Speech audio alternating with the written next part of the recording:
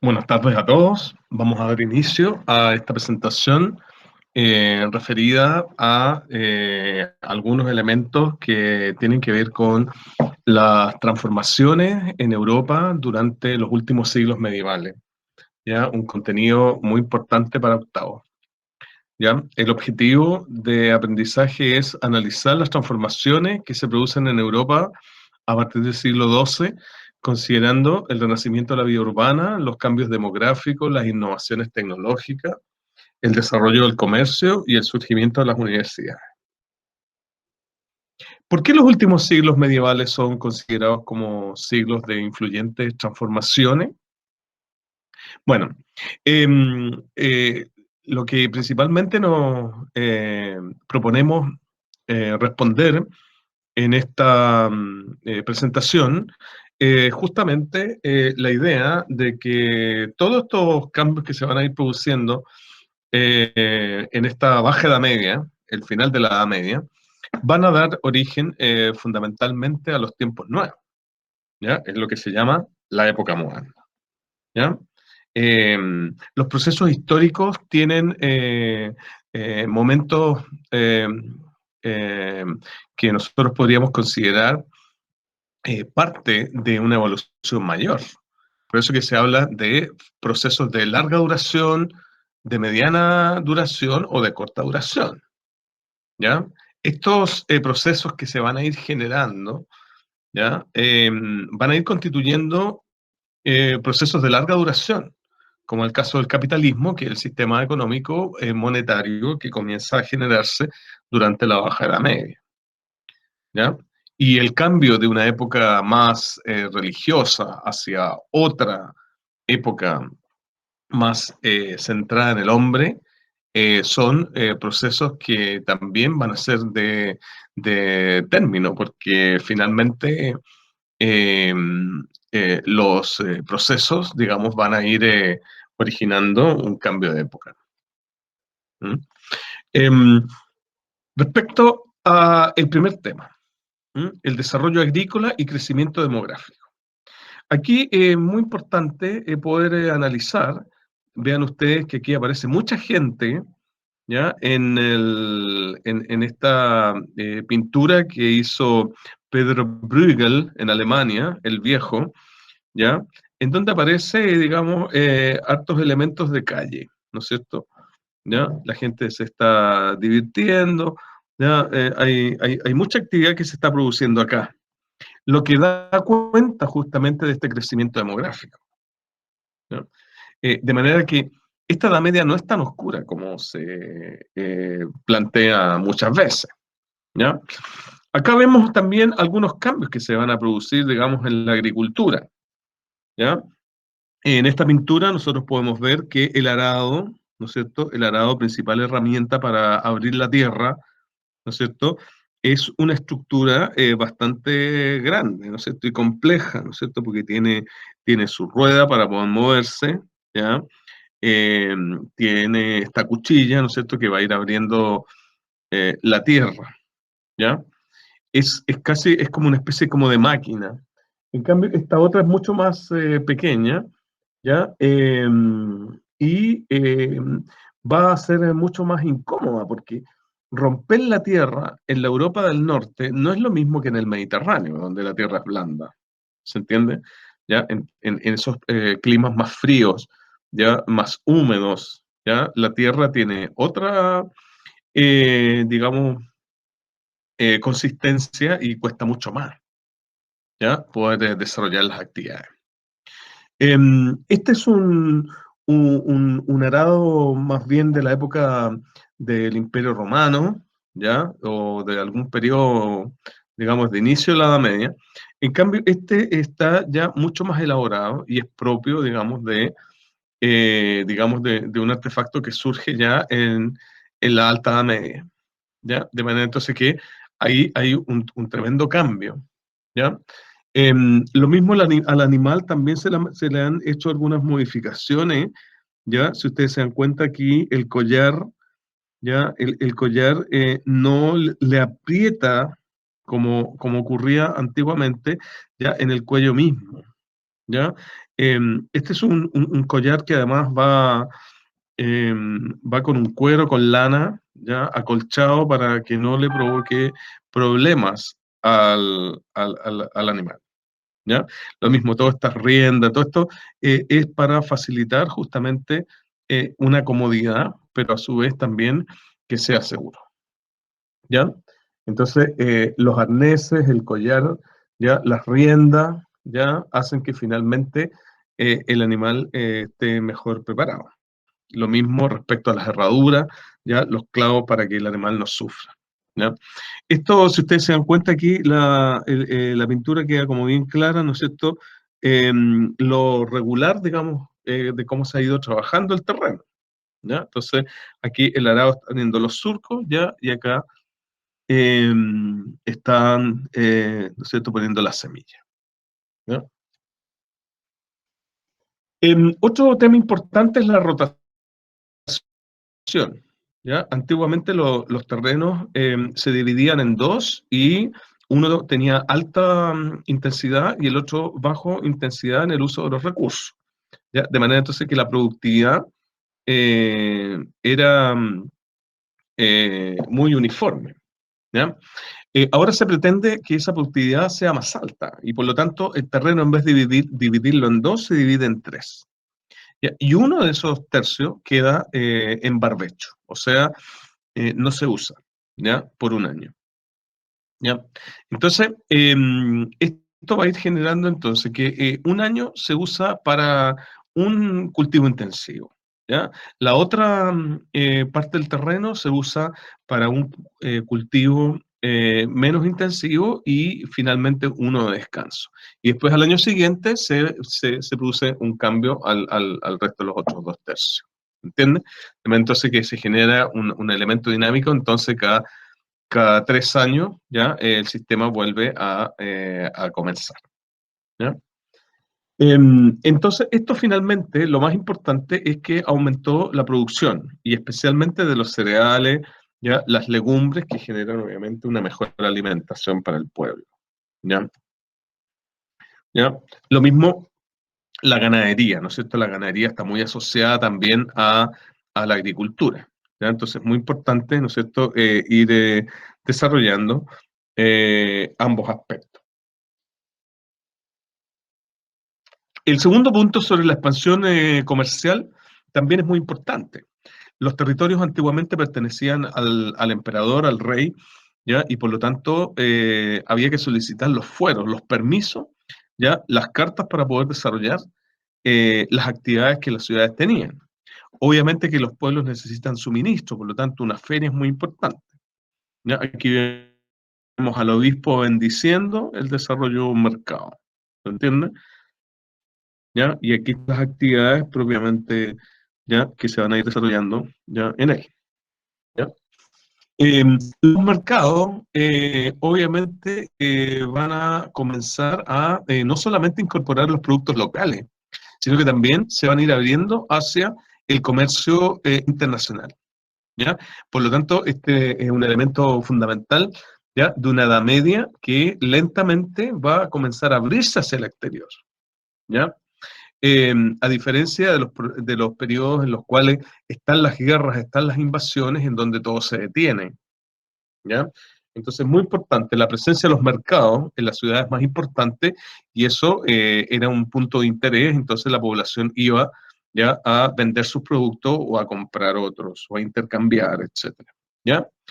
Las ferias internacionales, en cambio, son lugares donde vamos a tener encuentros entre expositores, ¿ya?, de distintos países o de distintas áreas, ¿ya? De manera entonces que es muy complementario, ¿ya? El comercio es muy dinámico desde ese punto de vista. Ahora, ¿quiénes son los que están produciendo? ¿Ya? Bueno, obviamente que acá tenemos principalmente a los oficios, ¿ya? Los oficios, como aparecen aquí algunos, por ejemplo, los zapateros, ¿ya? O quienes trabajan el cuero, ¿no es cierto?, los talabarteros, ¿ya? Los albañiles picapedreros, digamos, que tienen a su cargo los edificios, las construcciones nuevas, las catedrales, etcétera. De manera entonces que los gremios agrupan, ¿ya? A personas que tienen el mismo oficio, ¿ya? Y el rol que tiene este organismo, esta institución, es regular la actividad de ellos, ¿ya? Eh, de manera entonces que también se convierten en escuelas porque los candidatos van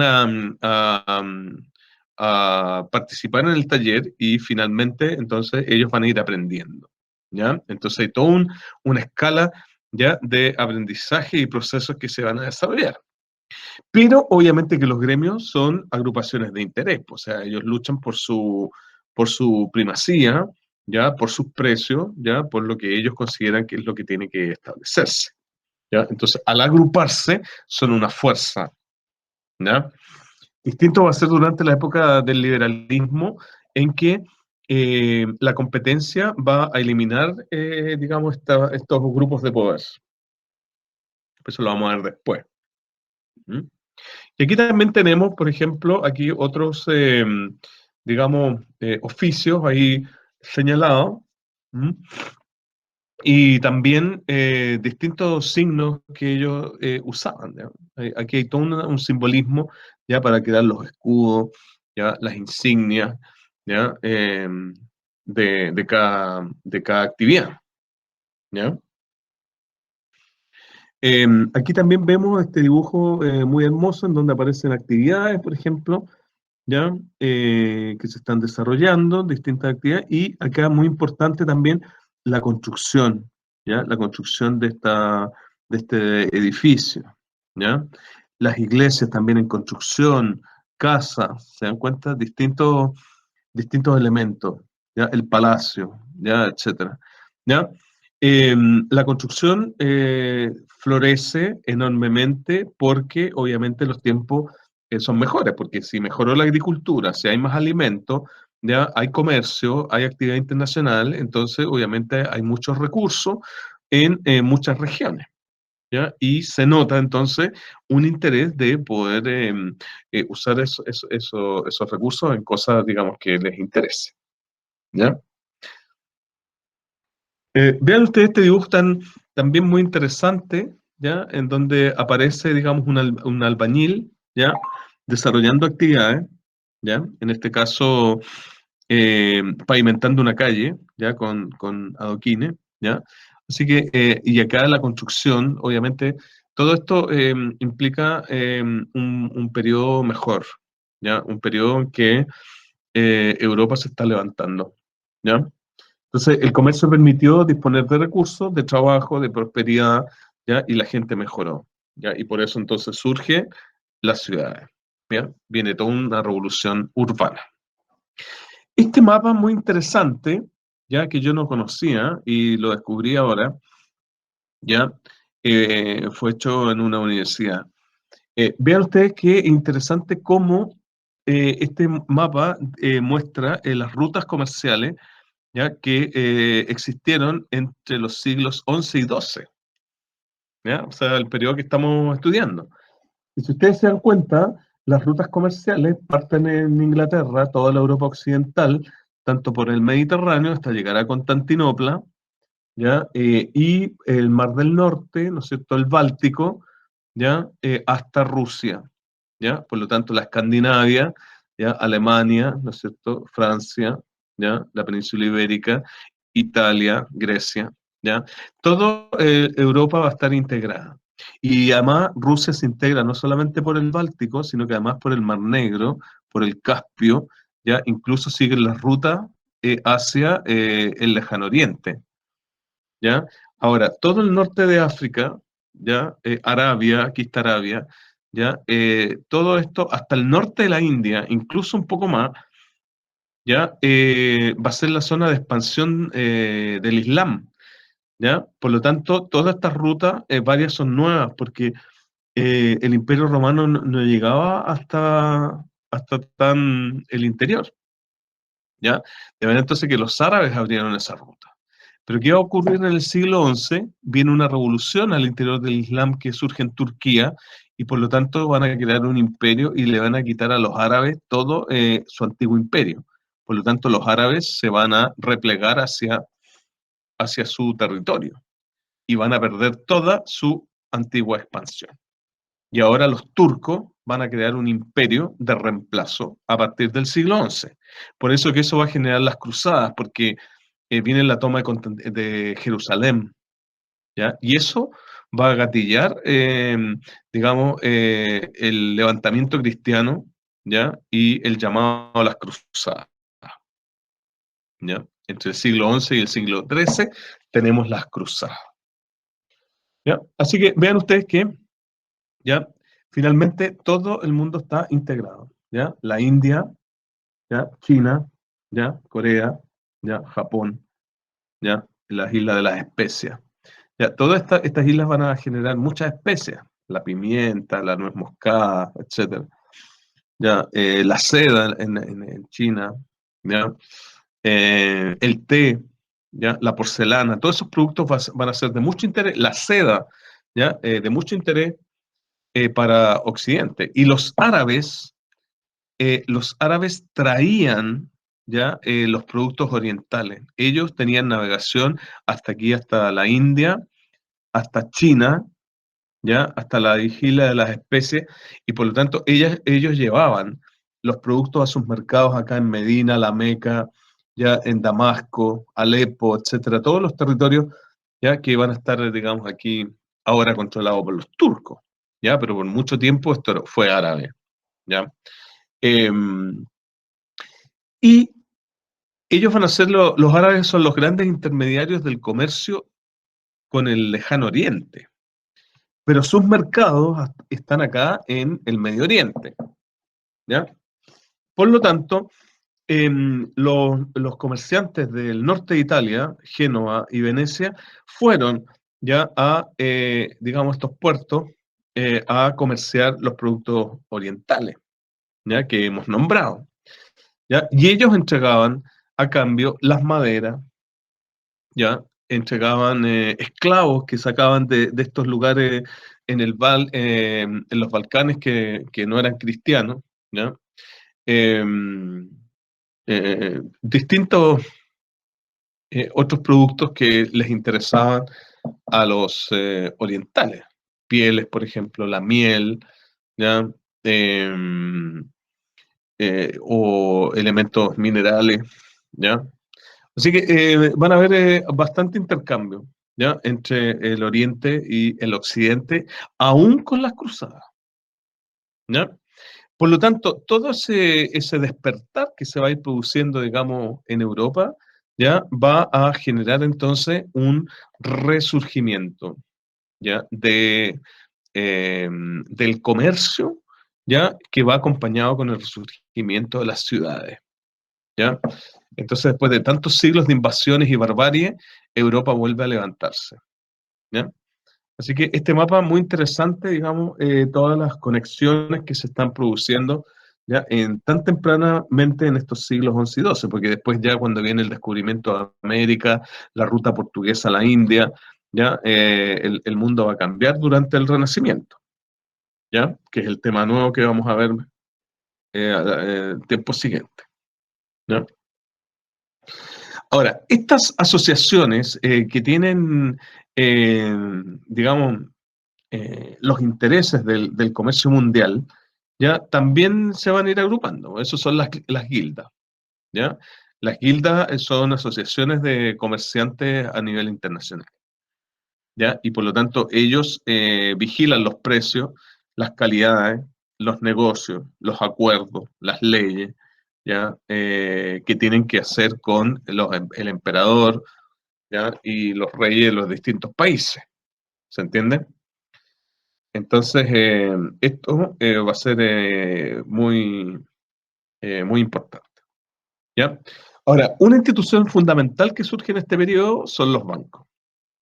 Vean ustedes, este cambista del siglo XI, ¿ya? Lleva su banco, ¿ya? Al puerto, ¿ya? Donde bajan los extranjeros y intercambian monedas, entonces una por otra, y él se gana un porcentaje. Hoy día los bancos son verdaderas instituciones poderosísimas, con sedes internacionales, etcétera. ¿Ya?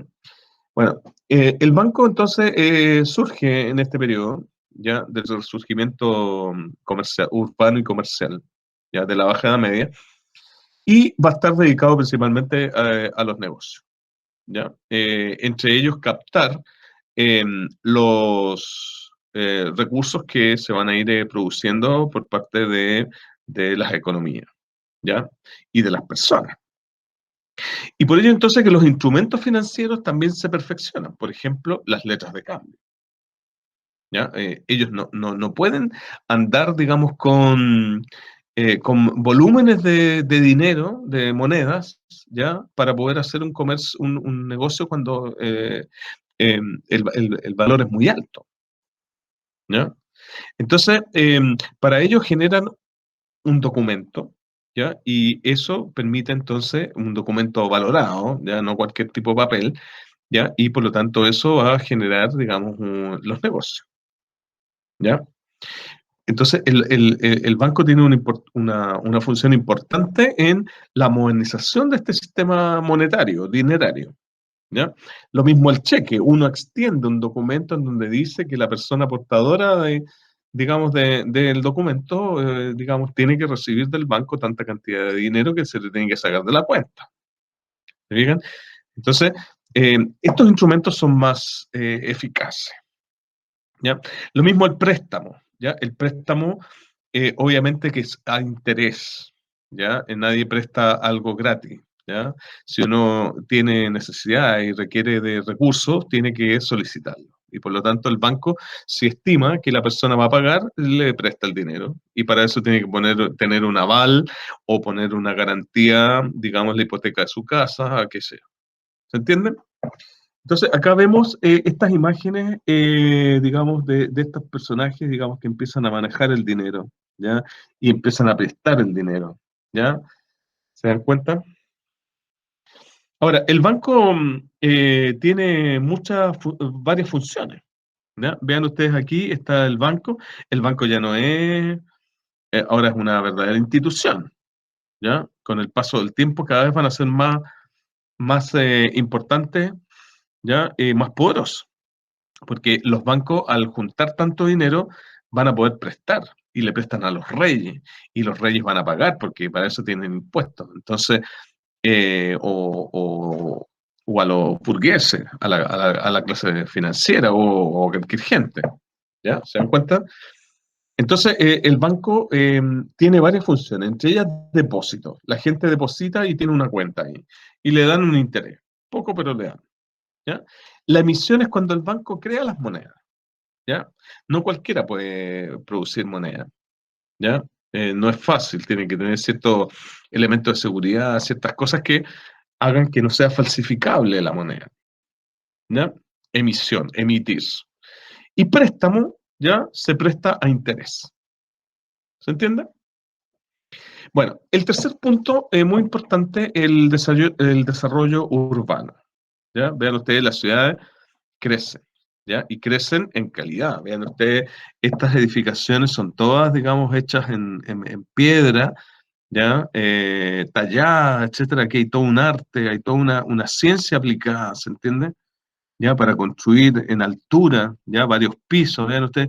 O acá que tienen que estar, seguramente esto es un cerro, no sé, ¿ya? Entonces hay que levantar en altura, ¿ya? Todo eso implica trabajo, técnica, etcétera. ¿Y de dónde salen los recursos? Bueno, del comercio que la industria que cada vez va a ser más poderosa. ¿Ya? Ahora, ¿cuál es el origen de las ciudades europeas? Bueno, las ciudades episcopales son aquellas ciudades que normalmente surgieron a partir de alguna actividad religiosa. París fue una ciudad episcopal, ¿ya? Pero ya que posteriormente la monarquía, cuando surge la dinastía de los Capeto en el siglo X, ya convierten a París no solamente en un centro religioso importante, la sede de toda la administración religiosa del país. Acuérdense que en la época de los francos, Carlomagno, la iglesia y el Estado van a estar unidos en la conquista de los territorios bárbaros, ¿ya? De manera entonces que el Estado conquista y la Iglesia civiliza. ¿Ya? Van haciendo los procesos. ¿Entienden? ¿Ya? Y además, los Capetos después hicieron que París se convirtiera en la gran capital de, digamos, de Francia, ¿ya? Después que expulsan a los ingleses. Así que París realmente va a ser un territorio fundamental. Bueno, ese es un ejemplo, ¿no? Aquí también, vean ustedes aquí, bueno, este es el entierro de un tesorero real, pero vean ustedes las ciudades que aparecen acá, digamos, ¿ya? La pintura tenía este motivo, pero lo que nos interesa es destacar esto otro, ¿ya? Vean ustedes el castillo, ¿ya? Las agujas acá de la iglesia, los edificios, ¿ya? Etcétera. O sea, el urbanismo se va a ir desarrollando ampliamente, ¿ya? En este caso, por ejemplo, las ciudades surgen, digamos, a partir de castillos, fortalezas, ¿ya? Todos los centros feudales, y por lo tanto, la gente se va a ir agrupando en torno al castillo, ¿ya? Los mismos campesinos van a levantar sus casas, etcétera, ¿ya? Y con el paso de los tiempos, las murallas, ¿ya? Las murallas van a ir aumentando, las murallas de la ciudad, ¿entiendes? Que se llama extramuros, más allá de los muros originales de, en este caso, de un castillo. Ahora, vean ustedes, estos castillos son de murallas altas porque son con defensa, ¿no es cierto? Con las invasiones, las guerras, etc. Ahora, Burg es una palabra germánica, ¿ya? Castillo, ¿ya? Por lo tanto, muchas ciudades europeas surgieron, digamos, a partir de una fortaleza militar o un castillo feudal. Por eso Hamburgo, Edimburgo, Estrasburgo, ¿ya? Etcétera, ¿ya? Y el punto cuarto sobre el desarrollo cultural, obviamente que aquí, digamos, está muy claro, ¿ya? El hecho de que también la cultura va a ir avanzando, ¿ya? En muchos aspectos, ¿ya? Santo Tomás de Aquino es el pensador más importante de la Edad Media, ¿ya? Él escribe un libro de varios tomos que se llama La Suma Teológica, ¿ya? Y por eso que aquí aparece Santo Tomás con el libro en la mano, ¿ya? Eh, la cultura principalmente implica, digamos, la visión que se tiene sobre el mundo, ¿ya? Y por mucho tiempo Aristóteles estuvo perdido en el pensamiento, ¿ya? A veces los bárbaros quemaban los monasterios y con ellos se iban libros escasísimos, únicos tal vez, ¿ya? Porque fueron manuscritos, ¿ya? No existía la imprenta, por lo tanto, si se quema una biblioteca, se perdió todo lo que había ahí. ¿Se entiende? Siglos de reflexión y se pierden en un acto vandálico. ¿Se entiende? La principal motivación que tenía Santo Tomás era conjugar la fe y la razón, ¿ya? Por lo tanto, la suma teológica, ¿ya? O sea, la suma es la totalidad de la reflexión acerca de Dios, lo teológico, ¿no es cierto? De tratar de explicar, ¿ya? La fe, ¿ya? Desde el punto de vista de la razón, ¿ya? Ese es el punto central, ¿ya? Que tiene la reflexión, ¿ya? De Tomás de Aquino, ¿ya? Pero no hay que olvidarse de los árabes. Los árabes conquistaron España, Portugal, la península ibérica, ¿ya? Y tienen todo, digamos, toda una cultura que desarrollaron por varios siglos, ¿ya? En el antiguo imperio romano cristiano, en el Mediterráneo. Y ellos también tenían sus escuelas. En Toledo, por ejemplo, en España. Ahí había una escuela árabe muy, muy importante. Y ahí estaban los libros. Vean ustedes aquí. También eh, ellos, digamos, no tenían imprenta, así que ellos también tienen, digamos, obras manuscritas, ¿ya? Y ellos, los árabes, sí tenían a Aristóteles, ¿ya? Ellos sí conservaron la cultura de los griegos, ¿ya? En griego, ¿ya? Y también traducido al árabe. Entonces, las escuelas en España, las escuelas árabes en España, digamos, van a ser centros, digamos, de cultura muy importantes, ¿ya? Y muchas ciencias avanzaron. La matemática árabe, nosotros usamos los números árabes, ¿ya? Eh, por lo tanto, ellos pudieron incursionar hasta la India, así que todas esas culturas fueron absorbidas por la cultura árabe, ¿ya? Y no solamente las matemáticas, las ciencias en general, la filosofía, el derecho, el pensamiento, la historia, ¿ya? Hay varios autores muy importantes que pudieron, digamos, hacer un aporte grande. Pero los lugares donde realmente la cultura aumentó, eh, digamos, en este periodo, va a ser justamente en estas ciudades grandes que se van a comenzar a desarrollar. Y ahí surgen las universidades, ¿ya? Universidad viene de universalidad.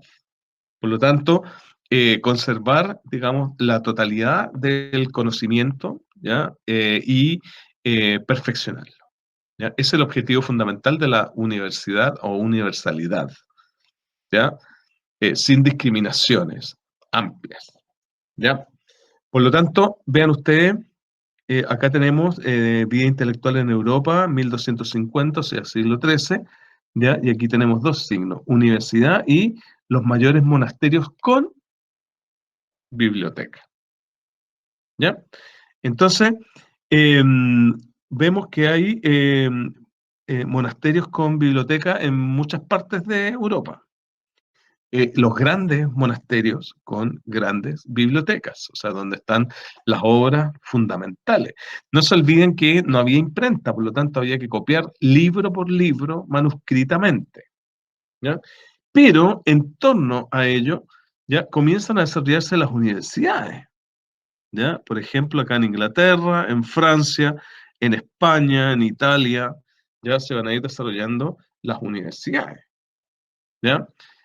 Tempranamente en el siglo XIII, pero posteriormente, en los siglos XIV, XV, ya obviamente que las universidades se van a desarrollar prácticamente en toda Europa. ¿Ya?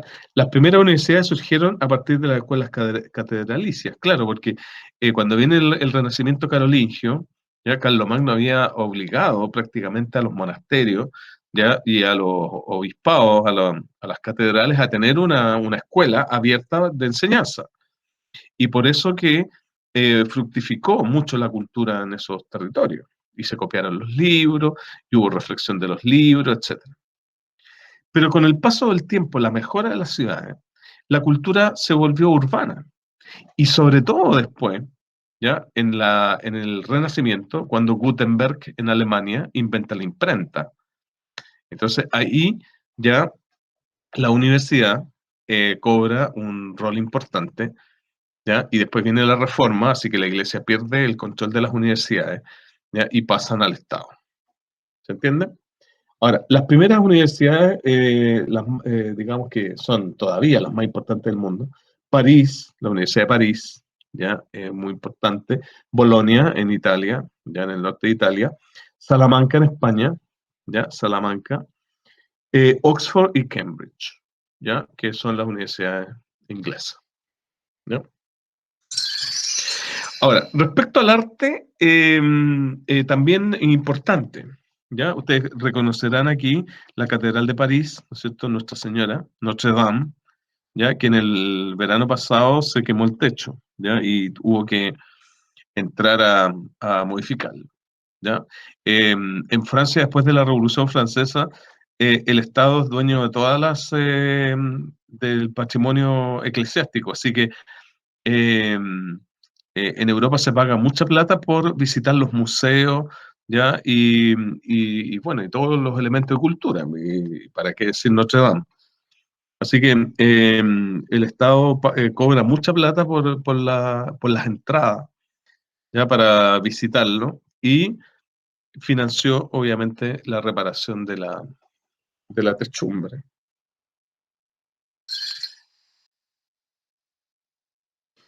Dos tendencias artísticas que me interesa destacar. Primero, el románico. Es una derivación de lo romano, la arquitectura romana, especialmente la basílica, ya que es un templo en cruz, ya que se le va a ir adosando estas capillas auxiliares, ya. Y normalmente son formas así como bastante toscas, ya. Muy impresionante en todo caso, ya. Pamplona, sobre todo, que es un gran centro de peregrinación ya en el norte de España. Ya, Spira en Alemania, ya, Leire en España, Cremona en Italia. ¿Ya? Pero ustedes que son formas un poco burdas derivados de lo romano.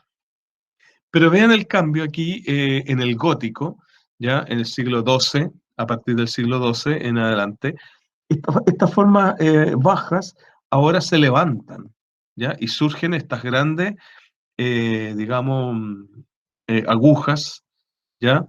Eh, digamos, con esta idea como de llegar o buscar el cielo, ¿me entiendes? Así que la arquitectura se libera de esa forma porque los muros comienzan a ser menos pesados. Ya vean ustedes, en este caso hay tantos ventanales, ya porque el peso finalmente se va a distribuir, ya hacia los costados, ya. Aquí vean ustedes, ahí está el peso.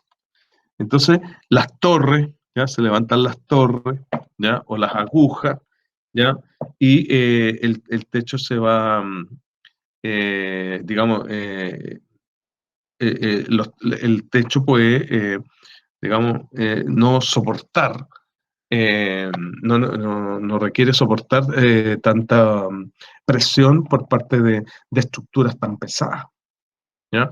Entonces, los muros van a ser más livianos, aumenta la luz a través de estos vitrales, ¿ya? Y las formas son mucho más libres, por así decirlo. ¿Se entiende? ¿Ya?